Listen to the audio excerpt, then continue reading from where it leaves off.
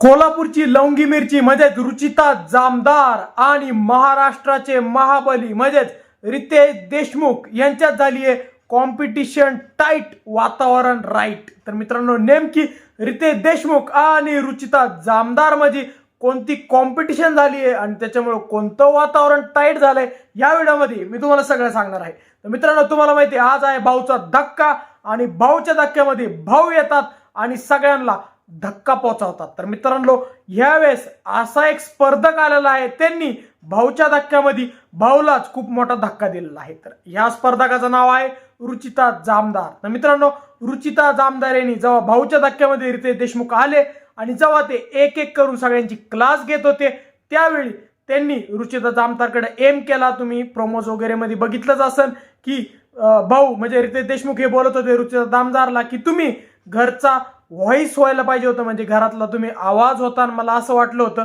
पण तुम्ही घरातला नॉईज म्हणून झालेला आहे। घरातला नॉईज म्हणजे तुमचा जर आवाज ऐकला तर खूप इरिटेट सारखं होतं, असं रितेश भाऊंचं रुचिता जामदारकडे म्हणणं होतं। आणि हे जे म्हणणं होतं ते रितेश देशमुख खूप रागिष्टपणे देत होते। त्यावर मित्रांनो, दुसरीकडे रुचिता जामदार हिनी पलट उत्तर देऊन ती रितेश देशमुख यांना बोलले की तुम्ही जे म्हणणं बोलत आहात, तुमचं जे म्हणणं आहे ते मला पटत नाहीये, तुम्ही जे मला सांगत आहेत ते मला म्हणणं पटत नाहीये, कारण की आपण बिग बॉसच्या घरात आपण जसे आहोत तसं आपलं छबी आपण दाखवायला आलेलो आहोत आणि मला असं वाटतं की मी जे काही आठवडाभर केलं ते बरोबरच केलेलं आहे, म्हणजे मी काही चुकीचं केलेलं नाहीये, असं ठामपणे बोलणारी पहिलीच कंटेस्टंट आहे जी की रितेश देशमुख पुढे बोलली की तुमचं जे म्हणणं आहे मला पटत नाहीये आणि मी जे करते तेच बरोबर आहे।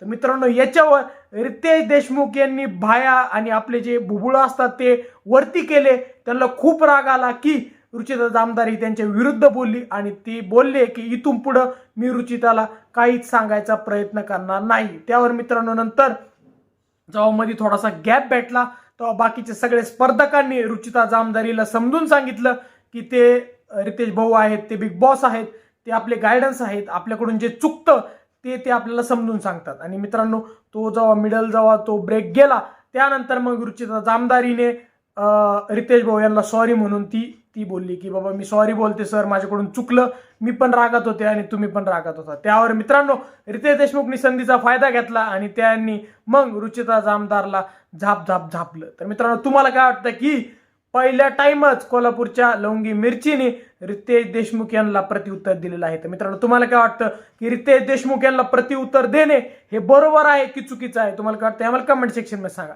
व जर तुम्हाला आमचा व्हिडिओ आवडला असेल व्हिडिओला लाईक आणि शेअर करा व जर तुम्ही आमचे चॅनल नवीन असल्यास चॅनलला सबस्क्राईब करा।